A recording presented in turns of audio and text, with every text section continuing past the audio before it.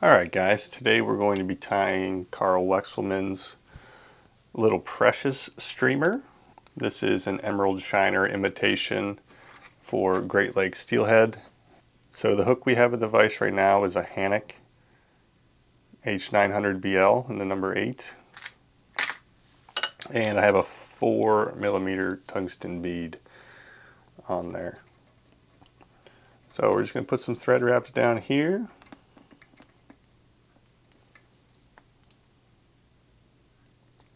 Snip that guy off. And I'm just going to go ahead and build a little dam behind my bead so my bead stays in place here.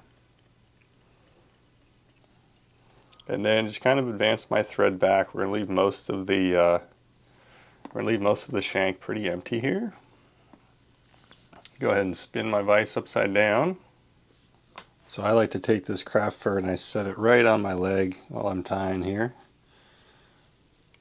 And then in order to get a clump out for the top or the bottom, I'll find some of these longer fibers here. I'll just take my scissors and kind of separate some out. Kind of separate some out here until I have enough.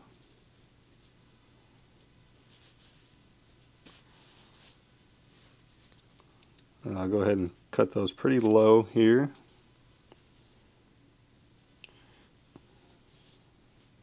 And then what you're going to have to do here is you have these fibers, you have some of that under fur here at the butt. You're just going to take and you're going to pull some of that excess under fur out of there.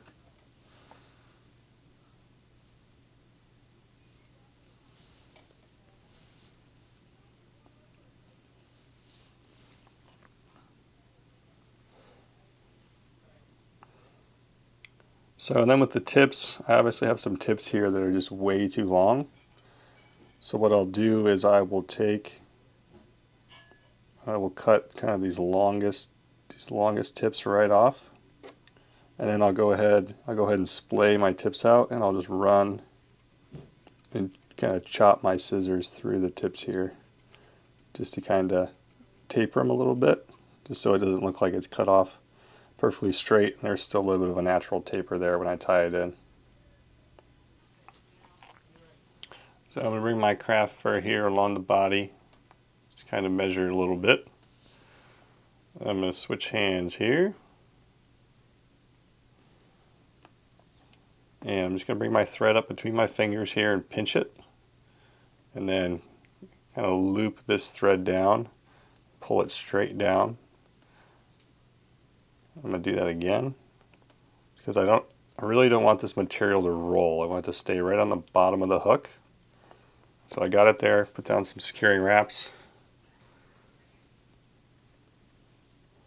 Then we're going to go ahead and tease. I'm going to cut some of this excess off here.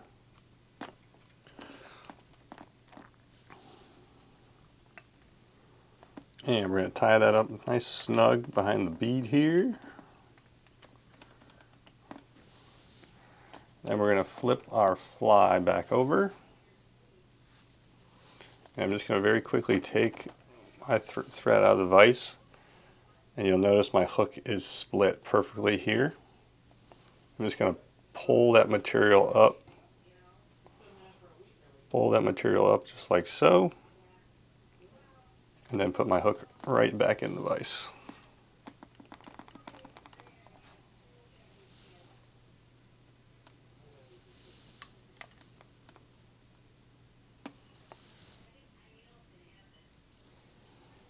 Then I'm going to come in with my clump of flash here. Just going to make this a little bit shorter than the tail. Switch hands. Tie that right down.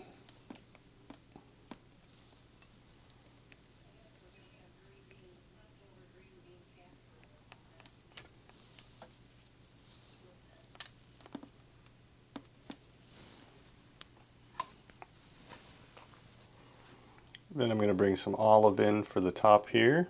Just kind of measure that, make sure it looks even. Go ahead and switch hands here. And then just tie that down, keeping it pinched between my fingers here, because I want to make sure it stays separate from the white there. I don't want that to merge together. I want it to be a very distinct difference, just like a lateral line on a bait fish.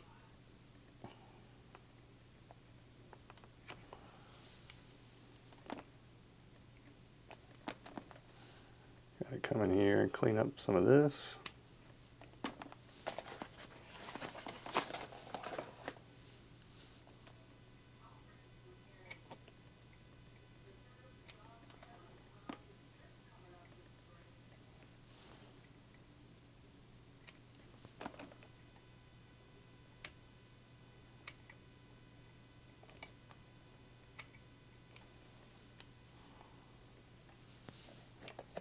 Alright, then we're going to tie over top of the rest of this.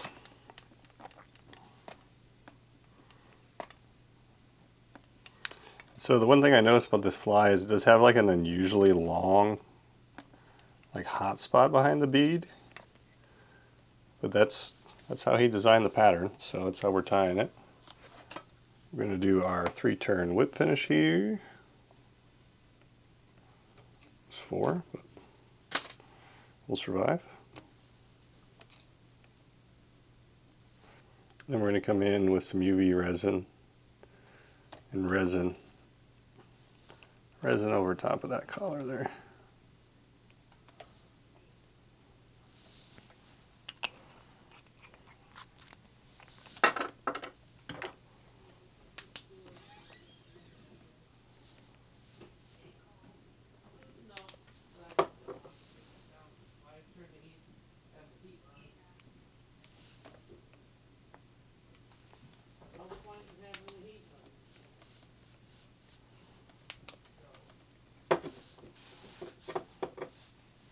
And that right there is the little precious streamer from Karl Weixlmann.